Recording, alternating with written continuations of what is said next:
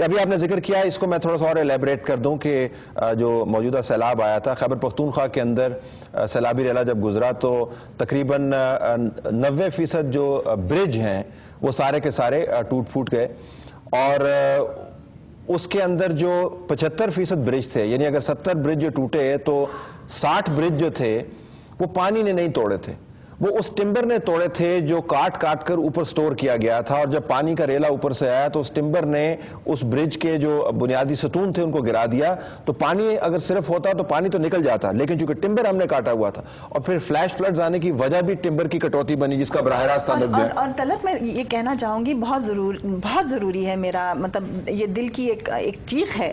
جب زیاد صاحب کہہ رہے تھے کہ انہوں نے حقیقی جمہوریت اس ملک میں نہیں دیکھی، واقعی حقیقی جمہوریت ہو ہی نہیں سکتی جب تک کہ آپ کا ایک پدر شاہی کا اور ایک جاگیردارانہ نظام انٹیکٹ رہے. اس کی ستونیں جب تک نہیں ٹوٹیں گی. پارلیمنٹ میں اس وقت ٹمبر مافیا کی نمائندگی کرنے والے بیٹھے ہیں، پتہ نہیں کس طرح سے انہیں الیکشن جیتنے دیا جاتا ہے یا لڑنے بھی دیا جاتا ہے، کیونکہ دے آر کرمنلز. فیر انف. لیکن یہ واحد مافیا نہیں ہے انیس جو پاکستان کے اندر کام کرتا ہے، بالخصوص ایسے ماحول میں جہاں پر لوگوں کو اپنے حقوق کے بارے میں آشنائی نہیں ہے. اگر آپ کو پتہ ہو آپ کے حق کے بارے، اپنے حق کے بارے میں، تو شاید اس کا تحفظ کرنے کی سکت نہ رکھنے کے باوجود آپ بول تو سکتے ہیں، لیکن اگر آپ کو معلوم ہی نہ ہو کہ آپ کا حق کہاں پہ مارا جا رہا ہے تو پھر شاید بولنے کی بات تو بات کی ہے. معاشرتی طور پر اور معاشی طور پر کیا حقوق ہیں ہمارے پاس بحیثیت پاکستانی؟ میرے کیا حقوق ہیں؟ میں کیا کر سکتا ہوں؟ مملکت نے میرے لیے کیا کرنا ہے؟ جو مافیا ہے، آپ نے جو سوال کیا ہے، اس کا جو تعلق ہے وہ میرے خیال میں جو مین ایک سب سے اہم وجہ ہے پاکستان کے اندر، وہ یہ ہے کہ جو ہمارا حکمران طبقہ ہے اور جو ہمارے حکمران ہیں ان کو کام کرنے میں قطعی کوئی دلچسپی نہیں ہے. بیسک جو ایک ایشو ہے وہ یہ کہ دیکھیں، جو ویسٹرن کنٹریز ہیں یا جو ڈیولپ کنٹریز ہیں، یا جس کو کئی دفعہ سویلائز ورلڈ کہا جاتا ہے، جس پہ بہت لوگوں کو اعتراض بھی ہوگا کہ وہ سویلائزڈ ہیں تو اس کا مطلب یہ ہے کہ وی آر نان سویلائزڈ. لیکن یہ کہ if someone enters politics in the west, that person is entering politics not to make money, that person is entering politics to serve the people, because that person has certain ideas to serve the people. اس لیے وہ آ رہا ہے سیاست کے اندر. ہمارے ہاں جو آپ کے پارلیمنٹ کے ممبرز ہیں اس میں کتنے 545 کے قریب ہیں ٹوٹل انکلوڈنگ سینٹ. کتنے لوگ جو ہیں اس کے اندر، اور اس میں اگر آپ صوبائی اسمبلیوں کو بھی ملائیں، کتنے حضرات اور خواتین ہیں جو سیاست میں اس لیے آئے ہیں کیونکہ وہ عوام کی خدمت کرنا چاہتے ہیں. زیادہ لوگ تو بزنس کے لیے آئے ہوئے ہیں، ٹھیک ہے.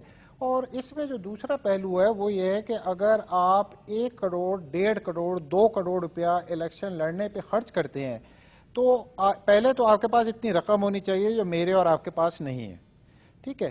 اور دوسرا یہ کہ آپ نے اگلا الیکشن بھی لڑنا ہے تو وہ آپ پھر ریکور بھی کریں گے وہ رقم، تو آبویسلی پھر یہ ایک ریکٹ سا بنا ہوا ہے.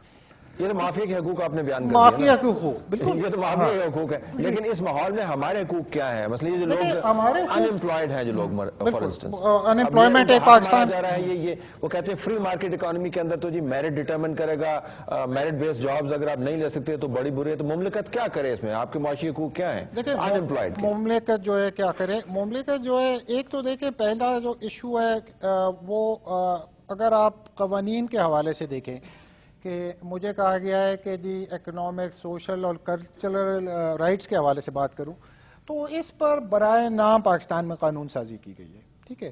جو اکنامک، سوشل اور پاکستان کے عوام کے کلچرل رائٹس ہیں، جو آپ کا آئین ہے وہ بہت ہی تھوڑی بات کرتا ہے ان رائٹس کے بارے میں، خاص طور پہ سوشل اور کلچرل رائٹس کے بارے میں تو مکمل خاموشی ہے. تو کچھ باتیں جو کہی گئی ہیں، جو بہت دفعہ لوگ سائٹ کرتے ہیں کانسٹیٹیوشنل پروویژنس کو، وہ پرنسپلز آف پالیسی کا ایک چیپٹر ہے آئین کے اندر، جس کے اندر وہ کچھ چیزیں کہی گئی ہیں. لیکن جو پرنسپلز آف پالیسی کے اندر باتیں کہی گئی ہیں وہ they are not enforceable, they are only directional and inspirational, تو ان کی کوئی قانونی حیثیت نہیں ہے. اب جو قوانین ہیں، جو دیکھیں جو انٹرنیشنل کنونشنز ہوتے ہیں، جیسے ضیاء نے ذکر کیا کہ کچھ انٹرنیشنل کووننٹس ہیں، پولیٹیکل کووننٹ کا انہوں نے ذکر کیا. اسی طرح ایک ہے economic, social and cultural rights کا کووننٹ 1966 کا ہے. پاکستان کی موجودہ حکومت نے اپریل 2008 میں اس کو ریٹیفائی کر دیا، جو کہ بہت اچھی بات ہے۔ لیکن جو بات سمجھنے کی ہے وہ یہ ہے کہ جو کوئی انٹرنیشنل قانون ہوتا ہے، کنونشن ہوتا ہے، وہ پاکستان کا قانون نہیں بن جاتا ایون آفٹر ریٹیفیکیشن۔